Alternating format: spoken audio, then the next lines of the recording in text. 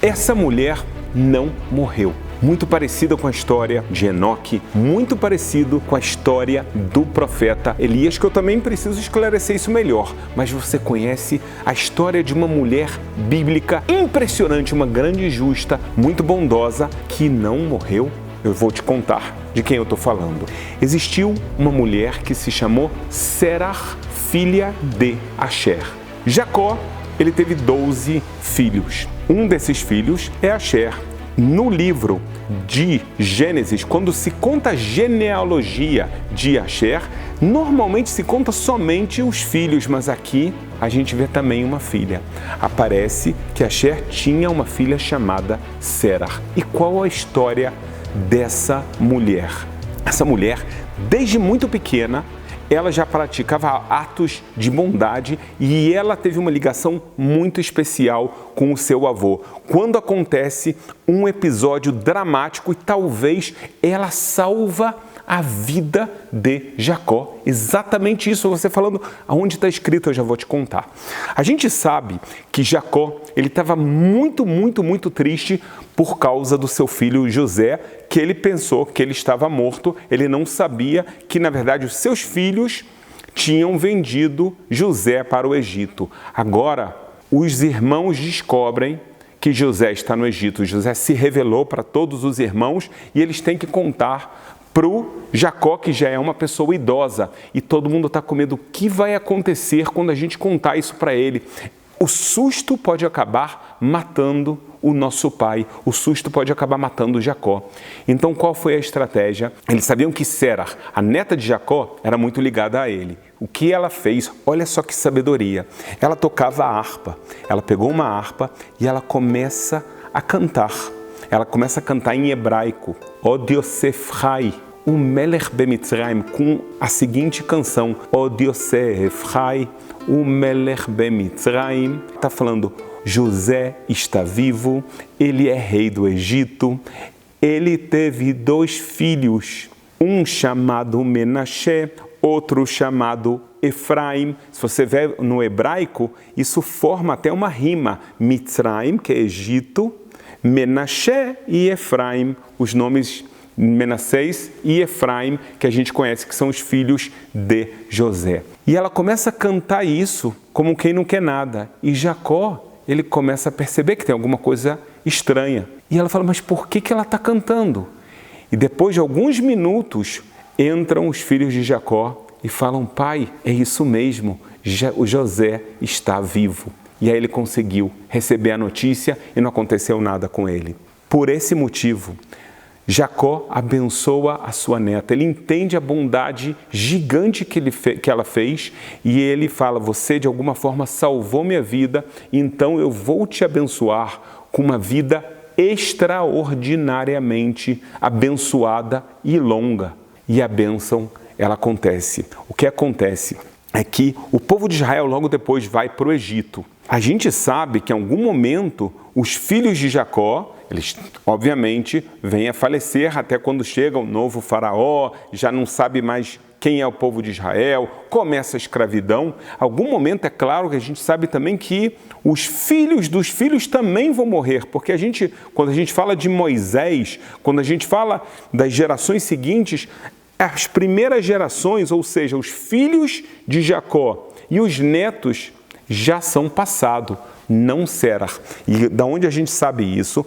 Porque José, ao morrer, ele faz com que as pessoas do povo de Israel jurem que vão levar o seu corpo, os seus ossos, para serem enterrados na terra de Israel. Ele não quer ficar no Egito e ele sabe que isso não vai poder ser feito agora. Somente quando o povo de Israel sair do Egito é que eles vão poder levar os seus ossos, os seus restos mortais para a terra de Israel. Muito bem. Só que quanto tempo o povo de Israel fica como escravo no Egito? São 210 anos. Então, quem é que vai lembrar aonde estava José? Mais ainda, você sabe onde é que José estava enterrado? Os egípcios, eles veneravam, idolatravam o rio Nilo. Então, eles colocavam pessoas muito importantes, às vezes, para serem enterradas lá como uma forma de abençoar aquelas águas. Até hoje, por exemplo, a gente vê outros países que têm, infelizmente, culturas que não são baseadas na Bíblia, com paganismo, fazem rituais ligados a rios. Você pode ver, por exemplo, na Índia e assim por diante. Então, José, na verdade, ele foi colocado numa espécie de uma tumba, de um caixão, e lá ele desceu na profundidade do rio Nilo. Agora o tempo está passando e chegou o momento do povo de Israel sair do Egito, só que existia um juramento: vocês não podem sair sem o corpo de José. E nesse momento Moisés falou: Deus, o que eu faço? Eu não sei o que fazer. Ele pergunta para as pessoas: eu não sei onde é que está o corpo dele, a gente precisa sair. Aparece Sérar. Ela fala: eu vim da terra de Canaã, eu vim de Israel, junto com os filhos de Jacó. Eu me assentei aqui, eu estou viva e eu sei exatamente onde está o corpo de José. E realmente, dito e feito, ela sabia o ponto exato no rio Nilo. Levantaram de lá, então, aquele caixão especial, e assim ele foi levado durante 40 anos na travessia do deserto até a terra de Israel, e realmente José está enterrado na terra de Israel, num lugar que em hebraico a gente chama de Shem, Sequem na Bíblia. Hoje, popularmente, as pessoas chamam de Nablus, mas o nome correto bíblico, até em o hebraico moderno, é Shem. É o hebraico bíblico junto com o hebraico moderno, um lugar que a gente sabe exatamente onde é o túmulo dele, um lugar que é possível ir até lá, até os dias de hoje. Muito bem, então esse aqui já é o segundo episódio que a gente vê dessa personagem bíblica, que ela sempre passa assim despercebida, mas na verdade ela teve um papel fundamental. Ela salva o avô Jacó, ela é responsável, de alguma forma, por encontrar o corpo de José e mais. Ela era uma espécie de uma matriarca, porque pensem, ela já tinha uma idade muito avançada na saída do Egito. Ela era muito idosa e ela continuava viva, então ela se tornou um símbolo para o povo de Israel. Eles viam ela como uma grande matriarca, uma pessoa que dava esperança. Enquanto eles estavam sofrendo, ela falou: eu recebi do meu avô, a gente vai sair dessa terra. Ela não deixava as pessoas se desesperarem, mesmo com todas as atrocidades, mesmo com tudo que o faraó fazia, os decretos de jogar as crianças no Nilo e assim por diante. O trabalho escravo, ela falava: vai chegar um momento que Deus vai mandar uma pessoa, um enviado, que vai tirar a gente daqui. E esse enviado, ele vai usar uma expressão bíblica chamada Pakod Ifkod. Eu fui chamado para, com uma ordem ordenada pelo Senhor para tirar vocês. Ela falou: quando vocês verem uma pessoa que fala exatamente essas duas palavras, Pakod Ifkod Etrem, ou seja, eu recebi a ordem, o mandamento de tirar vocês daqui, essa é a palavra-chave. Vocês vão saber, foi exatamente o que Moisés trouxe. Ou seja, você está vendo que Sérar, ela não aparece como aquele mega personagem que está sempre aparecendo nos holofotes. Não, ela é aquela mãe, ela é aquela avó que, na verdade, é quem dá fé, é quem ensina bondade, é quem dá coragem e esperança a todos os seus filhos, a todas as pessoas do povo de Israel. E Deus acaba recompensando ela de uma forma extraordinária, como foi exatamente o que Jacó abençoou ela. Jacó abençoou ela com uma vida muito longa, extraordinariamente abençoada. E o que acontece com ela? O Midrash realmente conta que, baseado na Kabbalah, Sérar não morreu.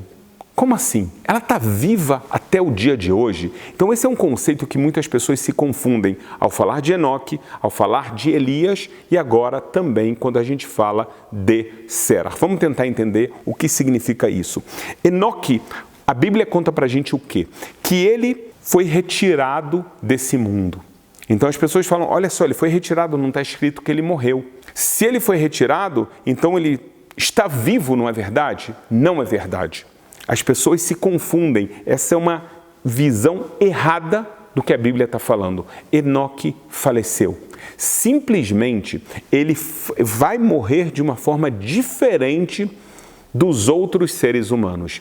Eu vou já explicar isso mais profundamente, mas eu vou pegar o exemplo do profeta Elias, que é mais famoso ainda. O profeta Elias, todo mundo conhece a história dele. No final da sua vida, ele mesmo pede: Deus, eu já fiz o máximo que eu podia fazer. A minha missão de tentar fazer o bem para o povo de Israel, tem que colocar alguém no meu lugar. Deus aceita. E isso ele faz o profeta Elias passar por uma experiência mística muito grande. Ele vai para uma caverna, ele passa por uma revelação divina gigantesca e Eliseu está acompanhando ele.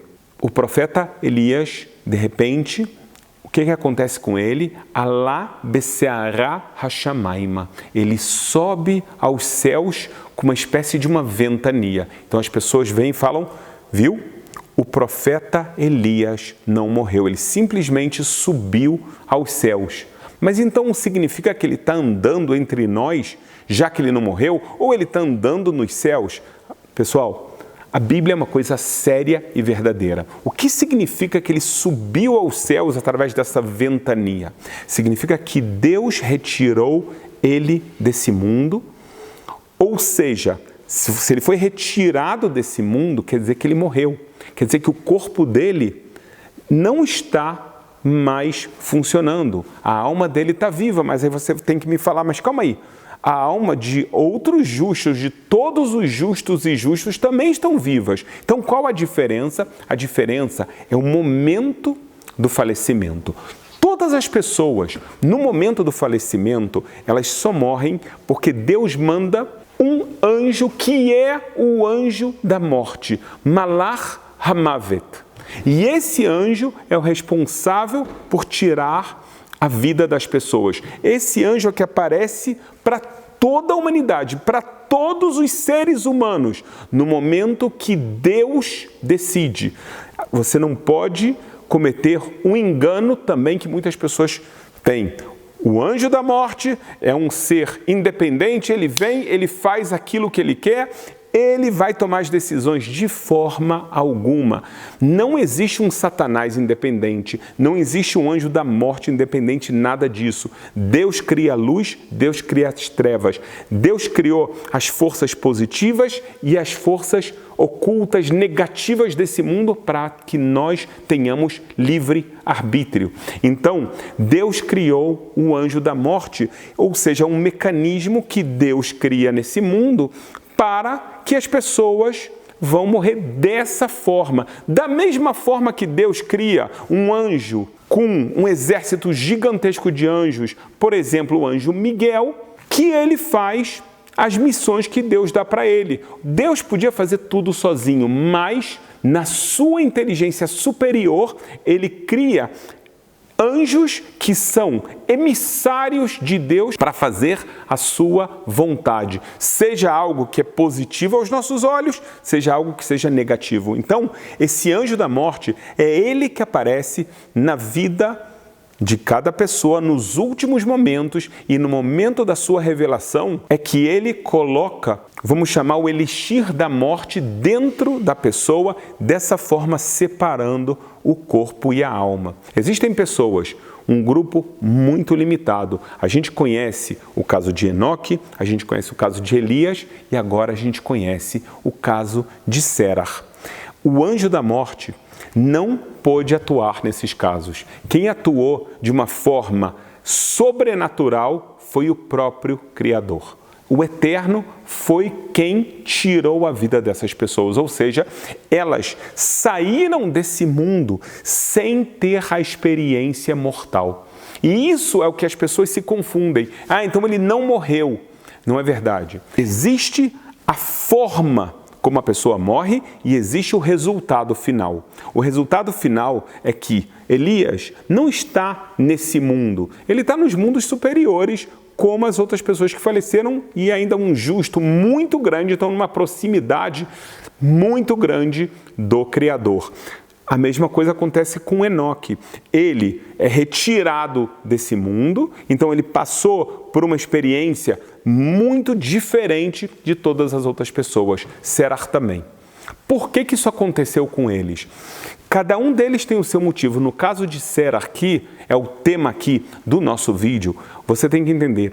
Ela foi uma mulher que ela realmente utilizou as forças femininas dela, as forças de inteligência, de bondade, de uma forma assim extraordinária. E Deus, ele julga o ser humano medida por medida. Isso é uma coisa bíblica que acontece o tempo todo na Bíblia e você tem que aprender. Existe algo que se chama midá keneged midá, medida por medida. Como uma pessoa se comporta, assim Deus vai se comportar com ela. Não somente como uma pessoa se comporta com relação a Deus, mas também como uma pessoa se comporta em relação à sociedade, à sua família, às pessoas que estão à sua volta. Serar, como eu acabei de falar, ela tinha uma sensibilidade muito grande. Ela se une muito ao seu avô Jacó e ela sabe que ele corre perigo exatamente porque ele vai receber uma notícia extraordinariamente boa. Então, ela prepara ele, ela tem a empatia de entender o que pode passar na cabeça de Jacó, que é idoso, a emoção muito grande. Então o que acontece? Ela usa essa bondade, essa sabedoria. A mesma coisa no momento da saída do Egito e dando esperança a todas as pessoas. Quando a gente vê uma pessoa com um comportamento completamente acima do esperado, então Deus vem e se comporta com essa pessoa acima do esperado. O anjo da morte não tem nenhuma forma de atuação sobre ela. Então é isso que aconteceu com Sera e no caso é isso que aconteceu com Elias e é isso que acontece com Enoque. Então aqui a gente tem a história de uma mulher que viveu por muitos e muitos anos. Inclusive a Bíblia, ela não detalha o momento do falecimento de Sera. Pode ser que ela chegou mesmo a fazer toda a travessia dos 40 anos no deserto e teve o mérito de entrar na terra de Israel. Existem midrashim que falam que ela chegou a viver ainda mais tempo até que chega o momento que Deus retira ela desse mundo. Uma história que não era muito conhecida, mas sem dúvida de uma inspiração incrível, um ensinamento que mostra pra gente quando uma pessoa faz a sua missão, o seu propósito de uma forma excelente, a recompensa dela é incalculável.